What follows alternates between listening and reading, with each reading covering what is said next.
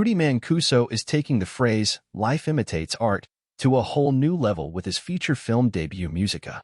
The Vine-turned-YouTube star directed, co-wrote, and stars in the coming-of-age love story based on his own experience living with synesthesia, a neurological condition where he hears rhythms within everyday sounds. But that's not all. Mancuso also cast his real-life mother Maria to play his on-screen mother. He shot most of the movie in the neighborhood spots and house he grew up in. And while he had never met Riverdale alum Camila Mendes before casting her as his on-screen girlfriend, she actually became his real girlfriend over the course of filming. "I met Cami on the film, and of course it was a dream come true," Mancuso tells Entertainment Weekly. "She ticked every single box that I could possibly tick for this character. She's Brazilian-American, she's beautiful, she's immensely talented, and she really connected and personalized Isabella, her character, which was amazing because as we were shooting, our characters were having conversations that her and I were having conversations about in real life, so the lines would often blur between Rudy and Isabella and Rudy and Camila because of how personalized it was." Rudy and Isabella's connection translated to real life.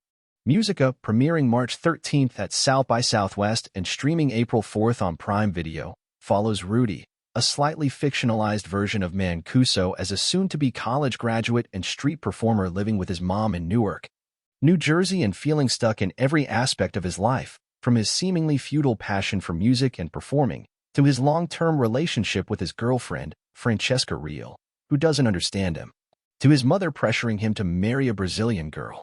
But after a chance encounter with the enthralling Isabella Mendes at his local fish market, everything changes. Mancuso says that Mendes was such an incredible collaborator as they got to know each other making this movie. "She also produced the film, and she made it better," he adds. "She was a dream person to work with because I wouldn't consider myself an actor. I mean, clearly I am in this film. I'm in every frame of the thing, but I felt it was important for me to play this character because it quite literally is me. But I was intimidated. Cami is a very skilled, trained actor, has been doing this for years, so I was worried. Will there be chemistry? If there isn't chemistry, am I good enough an actor to compensate for the lack of chemistry?" He smiles as he continues. "I got very lucky that not only was she so collaborative and talented, but the chemistry was real." Rudy and Isabella's chemistry translated to real life before our eyes. Since Mancuso didn't know Mendes before filming, he reveals that the story of how Rudy and Isabella get together is not based on how he and Mendes got together. It's also not based on any relationship he had in the past. "It's more so the idealized version of a partner for me at the time during my college years where I was trying to figure out who I was and where I was going," he explains. "There was this idea of a perfect person, but I was dating somebody at the time during my college years before I dropped out, played by Francesca in the film, who kind of represented a safe route. You finish college, you get this degree. You move into the city and you follow these rules. Whereas Camila's character, Isabella, represented following your dreams, which was the person I needed in my life.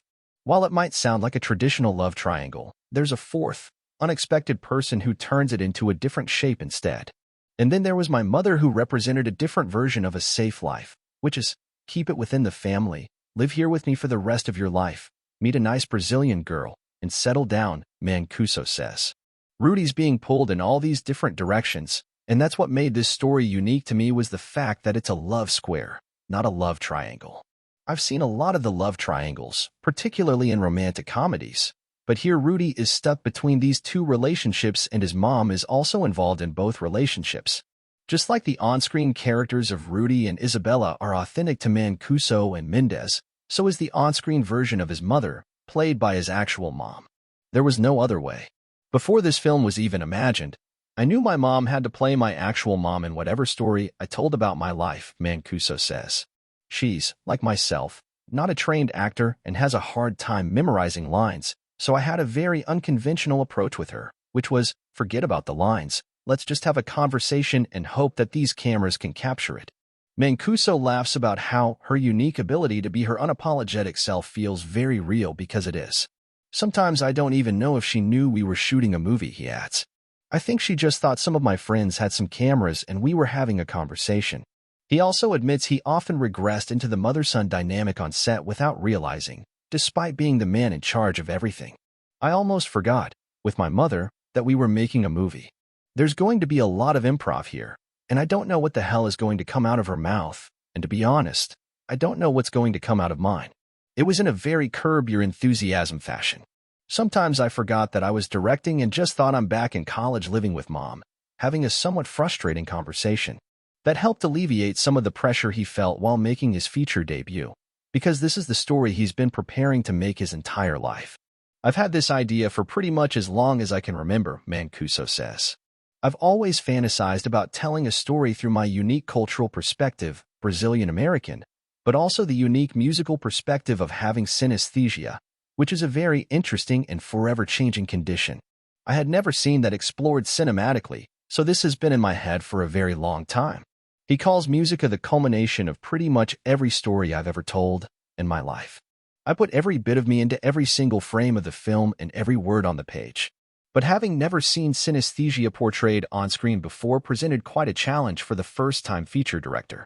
There's so many different types of synesthesia, and the one that I identify with the most was rhythmic association, he says.